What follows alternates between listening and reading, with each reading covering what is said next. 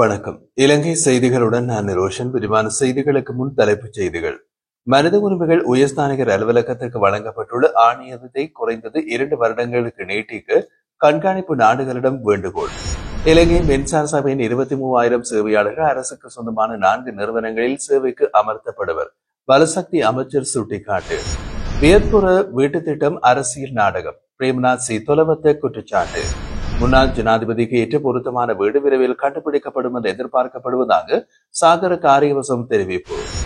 தொடர்வது விரிவான செய்திகள். சர்வதேச மனித உரிமை அமைப்புகள் பல இலங்கை தொடர்பான ஐநா மனித உரிமைகள் பேரவையின் கண்காணிப்பை தொடரவும் பொறுப்பு குரல் செயல் திட்டத்தின் கீழ் மனித உரிமைகள் உயர்ஸ்தானிகர் அலுவலகம் வழங்கப்பட்டுள்ள ஆணையை குறைந்தது 2 வருடங்களுக்கு நீட்டிக்கவும் பேரவையின் உறுப்பு மற்றும் கண்காணிப்பு நாடுகளிடம் வேண்டுகோள் விடுத்துள்ளன. அமைப்புகள் வெளியிட்ட அறிக்கையில் இலங்கையில் முன்னாள் அரசுகள் பல ஆணைக்குழுக்கள் அமைத்த போதும் போர் குற்றங்கள் மற்றும் மனித உரிமை மீறல்களுக்கு பொறுப்பு குரல் உறுதியாகவில்லை. உள்ளக பொறிமுறைகளில் பாதிக்கப்பட்டவர்கள் நம்பிக்கை இழந்துள்ளார்கள். அதேவேளை அரசு மற்றும் பாதுகாப்புத்துறை தொடர்ந்தும் அடக்குமுறைகளை மேற்கொண்டு வருகின்றது. சுயாதீன வழக்கு தொடர் அலுவலகம் அமைக்கப்படும் என்ற வாக்குறுதி மட்டும் போதாது. உண்மையான அரசியல் விருப்பமும் மறுசீரமைப்புகளும் அவசியம்.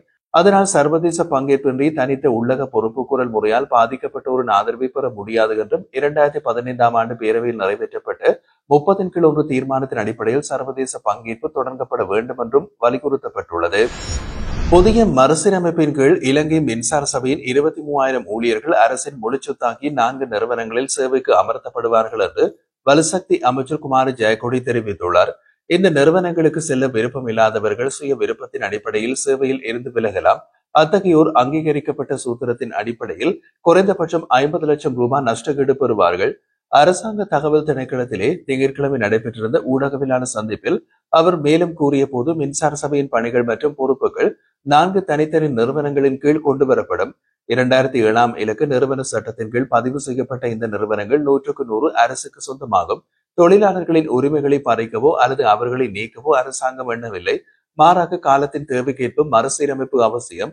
சட்டம் திருத்தப்படாமல் இருந்திருந்தால் கடந்த அரசாங்கத்தின் இணக்கப்பாடின்றி சுமார் 12,000 ஊழியர்களை நீக்க வேண்டிய ஒரு நிலைமை ஏற்பட்டிருக்கும். மேலும் தொழிற்சங்கங்களின் ஒரு பகுதி குறுகிய நோக்கங்களை முன்னிறுத்தி போராட்டங்களில் ஈடுபடுவதாகவும் ஏற்கனவே பல கோரிக்கைகளுக்கு தேர்வு வழங்கியுள்ளதால் இனி பேச்சுவார்த்தையில் நேரம் வீணடிக்க விரும்பவில்லை என்றும் அமைச்சர் தெரிவித்திருந்தார். மின் கட்டமைப்பினை பயனுள்ளதாகவும் நிலையானதாகவும் மாற்றுவதற்காகவே இந்த மறுசீரமைப்புகள் மேற்கொள்ளப்படுகிறது என்றும் அவர் வலியுறுத்தினார். அரசு அலுவலக பணிகளை எளிதாக்கி வினைத்திறனை அதிகரிக்கும் வகையில் டிஜிட்டல் கையொப்பம் அறிமுகப்படுத்தப்பட்டுள்ளது. பொது நிர்வாக மாகாண சபைகள் மற்றும் உள்ளூராட்சி அமைச்சர் வைத்தியர் சந்தன அபேரத்ன இது தொடர்பாக தெரிவிக்கையில், தற்போதைய அரசாங்கத்தின் நோக்கம் பொது சேவைகளை முழுமையாக டிஜிட்டல் மயமாக்கி புதிய பாதைக்கு கொண்டு செல்வதாகும். மக்கள் எதிர்பார்க்கும் திறமையான பொது சேவையினை வழங்குவதே எங்கள் இலக்கு. இந்த தொழில்நுட்பம் கிராமம் சேவையாளர்களிடம் கூட செல்லும். இந்த நிலையில் மின்னணு பரிவர்த்தனை சட்டம் எண் 19 அடிப்படையில் உள்நாட்டு அலுவலர்கள் பிரிவின் மாவட்ட மற்றும் பிரதேச செயலகங்களில் அதிகாரிகளின் கையொப்பங்களை டிஜிட்டல் மயமாக்கும் திட்டம் அதிகாரப்பூர்வமாக தொடங்கப்பட்டது. டிஜிட்டல் கையொப்பங்களை வழங்கும் அதிகாரம் பெற்ற நிறுவனங்கள் லங்காபே ஆகும். இதன் மூலம் கடித செயலகத்தில் ஏற்படும் தாமதங்கள் குறைக்கப்பட்டு வேகமான மற்றும் பயனுள்ள சேவை மக்களுக்கு சென்றடையும் என்றும் அறிவிக்கப்பட்டுள்ளது. 2024ஆம் ஆண்டு தனிப்பட்ட செலவுகளுக்காக 1 கோடி ரூபாய் பயன்படுத்தியதாக வெளியான புள்ளி விவரங்கள் முற்றிலும் பொய்யானவை என்று முன்னாள் ஜனாதிபதி மைத்ரிபால சிறிசேன தெளிவுபடுத்தியுள்ளார். ஊடகம் ஒன்றுக்கு கருத்து தெரிவித்த அவர் விரைவில் கொழும்பில் உள்ள மற்றொரு வீட்டுக்கு தாம் இடம்பெயர தயாராக இருப்பதாக கூறினார். தற்போது முன்னாள் அமைச்சர்கள் மற்றும் நாடாளுமன்ற உறுப்பினர்கள் வசித்த வீடுகள் அனைத்தும் மூடப்பட்டுள்ளதோடு அவற்றில் வன விலங்குகள் புகுந்து ஆக்கிரமித்துள்ளதாகவும் அவர் சுட்டிக்காட்டினார். இந்த நிலையில் முன்னாள் ஜனாதிபதிகளுக்காக ஒதுக்கப்பட்ட உத்தியோகபூர்வ இல்லத்திலிருந்து வெளியேறுவதில் தனக்கு சிறிதளவும் கவலை இல்லை என்றும் எதிர்வரும் சில நாட்களில் தாம் அங்கிருந்து வெளியேறப் போவதாகவும் மைத்ரிபால சிறிசேன குறிப்பிட்டுள்ளார். கொழும்பில் மீண்டும் குடியேற முன்னாள் ஜனாதிபதி மஹிந்த ராஜபக்ச தீவிரமாக முயற்சித்து வருகிறார். எனினும் அவருக்கு பொருத்தமான வீடுகள் இதுவரை கிடைக்கவில்லை என்று தெரிவிக்கப்பட்டுள்ளது. கொழும்பின் முக்கிய பகுதிகளில் உள்ள 4 வீடுகள் தெரிவு செய்யப்பட்ட போதும் மஹிந்தவுக்கு பிடித்தமானதாக அவை இருக்கவில்லை என்றும் தெரிவிக்கப்படுகின்றது. இதன் காரணமாக மஹிந்தவின் கோரிக்கைக்கு ஏற்ற வகையில் வீடொன்றை கண்டுபிடிக்கும் முயற்சியில் சிறப்பு குழு ஒன்று களமிறங்கியுள்ளதாகவும் குறிப்பிடப்படுகின்றது. இன்னமும் மஹிந்த அரசியல் செயல்பாட்டில் உள்ளமையினால் பலர் ராஜதந்திரிகள் மற்றும் தூதுவர்களை அவர் சந்திக்க வேண்டியுள்ளதால் அதற்கு பொருத்தமான வீடொன்றை தேடி வருவதாக ஸ்ரீலங்கா பொதுஜன பெரமுனவின் பொதுச் செயலாளர் சட்டத்தரணி சாகர காரியவசம் குறிப்பிட்டுள்ளார். போதுமான மற்றும் பொருத்தமான உள்கட்டமைப்பு வசதிகள் உள்ள பகுதியில் ஒரு வீட்டை தேர்ந்தெடுப்பதே அவரது எதிர்பார்ப்பு என்றும் அவர் குறிப்பிட்டார். முன்னாள் ஜனாதிபதிக்கு ஏற்ற பொருத்தமான வீடு விரைவில் கண்டுபிடிக்கப்படும் என்று எதிர்பார்க்கப்படுவதாகவும் சாகர காரியவசம் மேலும் குறிப்பிட்டுள்ளார். முன்னாள் ஜனாதிபதிகளின் உரிமைகளை ஒழிக்கும் சட்டம் மூலம் நிறைவேற்றப்பட்டதை தொடர்ந்து மஹிந்த ராஜபக்ச விஜயராம மாவட்டத்தில் உள்ள அரசாங்க உத்தியோகபூர்வ இல்லத்தை விட்டு வெளியேறி தங்காலையில் உள்ள கால்டன் இல்லத்திற்கு சென்றுள்ளார். இதேவேளை முன்னாள் ஜனாதிபதி மஹிந்த ராஜபக்சவுக்கு கொழும்பில் உத்தியோகபூர்வ இல்லம் ஒன்றை வழங்க பல்வேறு தரப்பினர் போட்டி போட தொடங்கியுள்ளார்கள்.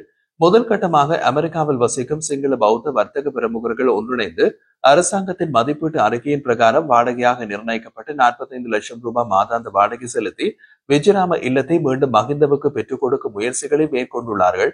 அதேபோன்று சீன அரசாங்கத்தின் சார்பில் முன்னாள் ஜனாதிபதி மஹிந்த ராஜபக்சவுக்கு கொழும்பில் வீடொன்றை பரிசீலிக்கும் விருப்பமும் தெரிவிக்கப்பட்டுள்ளது. பௌத்த மதத்தின் மல்பத்த பீட துணை பிரிவான சிஎம் நிகாயாவின் கோட்டை பிரிவை சேர்ந்த பௌத்த தேரர்கள் குழு ஒன்றும் மஹிந்தவுக்காக வீடொன்றை கொள்வனவு செய்து வழங்குவதற்கு முன்னெடுப்புகளை மேற்கொண்டுள்ளார்கள். மேலும் இலங்கையின் தலைசிறந்த சிங்கள பௌத்த வர்த்தக பிரமுகர்கள் சிலர் ஒன்றிணைந்து மஹிந்தவுக்காக வீடொன்றை அன்பளிப்பு செய்வதாகவும் குறித்து நாமல் ராஜபக்சவுடன் கலந்துரையாடியுள்ளனர். எனினும் மகா சங்கத்தினர் வழங்கும் வீடொன்றை பெற்றுக் கொள்வதில் மஹிந்த ராஜபக்ச நாட்டம் கொண்டிருந்ததாக அவருக்கு நெருக்கமான வட்டாரங்களிலிருந்து தெரிய வருகிறது. முன்னாள் பாராளுமன்ற உறுப்பினர் பிரேம்நாத் சி தொலபத்து வியத்புர வீட்டு திட்டம் தொடர்பாக அரசாங்கம் தவறான மற்றும் உண்மைக்கு மாறான தகவல்களை பரப்பி வருவதாகவும் இது ஒரு அரசியல் பழிவாங்கல் நடவடிக்கை என்றும் குற்றம் சாட்டியுள்ளார். திங்கட்கிழமை இடம்பெற்ற ஊடகவியலாளர் சந்திப்பொன்றில் கருத்து வெளியிட்ட அவர் இந்த விடயம் குறித்து சட்ட நடவடிக்கை எடுக்க தாம் தயாராக இருப்பதாகவும் குறிப்பிட்டுள்ளார். மக்களின் கடும் எதிர்ப்பை தொடர்ந்து விவாதத்திற்கு வந்த வியத்புர திட்டம் அரசாங்கத்தின் அரசியல் நாடகமாக மாறிவிட்டதாக அவர் குறிப்பிட்டார். மேலும் இந்த வீடுகள் இலவசமாகவோ அல்லது குறைந்த விலையிலோ பெற்றதாக அரசாங்கம் தவறான பிரச்சாரம் செய்து வருகிறது என்றும் சுட்டிக்காட்டியுள்ளார். வீட்டுக்காக நான் 1.4 மில்லியன் ரூபாவை காசோலியாக செலுத்தியுள்ளேன். மொத்த பெறுமதியான 20.2 மில்லியன் ரூபாவையும் முழுமையாக கட்டியுள்ளேன். பின்னர் அதன் மதிப்பு 30.7 மில்லியனாக உயர்ந்தது. இதற்கான அனைத்து ஆவணங்களும் என்னிடம் உள்ளன. முதலில் பணத்தை பெற்ற அரசாங்கம் இப்போது இந்த விற்பனையை மோசடியாக கூறுவதில் முற்றிலும் தவறு என்று அவர் விமர்சித்தார். அவரது கூற்றின்படி அரசாங்கத்தின் இந்த நடவடிக்கைகள் வெறுமனவே அரசியல் வஞ்சம் மற்றும் காழ்ப்புணர்ச்சி காரணமாக மேற்கொள்ளப்படுகின்றது. இவ்வாறான செயற்பாடுகள் நேர்மையானவர்கள் அரசியலுக்குள் வருவதை தடுக்கும். மேலும் வியத்புர திட்டம் ஏழை மக்களுக்கானது அல்ல, நடுத்தர வர்க்கத்தினருக்காகவே உருவாக்கப்பட்டது என்று அவர் வலியுறுத்தினார். மேலும் முன்னாள் ஜனாதிபதிகளின் சலுகைகளை பறித்த அரசாங்கத்தின் முடிவை அவர் கடுமையாக விமர்சித்திருந்தார். இது கடந்த கால தலைவர்களுக்கு காட்டும் மரியாதையின்மை, போரை முடிவுக்கு கொண்டு வந்தது, நாட்டின் பொருளாதாரத்தை அபிவிருத்தி செய்தது போன்ற சேவைகளுக்காக முன்னாள் தலைவர்கள் மதிக்கப்பட வேண்டும். இந்த நடவடிக்கை எதிர்கால தலைவர்களுக்கும் தவறான முன்னுதாரணமாக அமையும் என்றும் எச்சரித்திருந்தார். அதேவேளை அரசாங்கத்தின் ஆட்சிக்கு வந்த பிறகு நான் வீட்டின் ஆரம்ப கட்டணமாக 25% செலுத்தினேன். அதன் பின்னர் மாதாந்த தவணைகளையும் தொடர்ந்து செலுத்தி வருகிறேன். உண்மையில் ஏதேனும் சிக்கல் இருந்திருந்தால் அரசாங்கம் பணத்தை பெறாமல் இருக்க வேண்டும் அல்லது திருப்பி தர வேண்டும். ஆனால் தவறான குற்றச்சாட்டுகளை சுமத்துவது நியாயமல்ல என்று அவர் வலியுறுத்தினார். பொதுமக்கள் அரசியல் பிரச்சாரங்களால் ஏமாறாமல் உண்மையை அறிந்து கொள்ள வேண்டும் என்றும் பிரேம்நாத் சி தொலபத்து வலியுறுத்தினார். 2025 செப்டம்பர் மாதத்தின் முதல் 2 வாரங்களில் நாட்டிற்கு வந்த சுற்றுலா பயணிகளின் எண்ணிக்கை 75,358 பதிவாகியுள்ளதாக இலங்கை சுற்றுலா மேம்பாட்டு ஆணையம் அறிவித்துள்ளது. சுற்றுலா மேம்பாட்டு ஆணையம் வெளியிட்டுள்ள அண்மைய தரவுகளின்படி இந்தியாவிலிருந்து மொத்தம் 21,389 சுற்றுலா பயணிகள் வந்துள்ளனர். இது 28.4% மேலும் செப்டம்பர் மாதத்தில் இங்கிலாந்திலிருந்து 5,714 பேரும், ஜெர்மனியிலிருந்து 4,817 பேரும், சீனாவிலிருந்து 4,056 பேர் மற்றும் பிரெஞ்சு நாட்டினர் 3,834 பேர் இலங்கைக்கு வந்துள்ளனர். இதற்கிடையில் செப்டம்பர் மாதத்திற்கான அண்மைய புள்ளி விவரங்கள் வெளியிடப்பட்டதன் மூலம் 2025 ஆண்டில் இலங்கைக்கு வந்த சுற்றுலா பயணிகளின் எண்ணிக்கை 16,41,881 அதிகரித்துள்ளது. அவர்களில் இந்தியாவிலிருந்து 3,46,984 பேரும், இங்கிலாந்திலிருந்து 1,56,855 பேரும், ரஷ்யாவிலிருந்து 1,20,314 பேரும் என்று சுற்றுலா மேம்பாட்டு ஆணையம் குறிப்பிட்டுள்ளது. கடந்த ஆகஸ்ட் மாதத்தில் மொத்தம் 1,98,235 வெளிநாட்டினர் நாட்டிற்கு வருகை தந்துள்ளார்கள். இது ஆகஸ்ட் 2024 தரவுகளுடன் ஒப்பிடும் போது 20.4% அதிகமாகும்.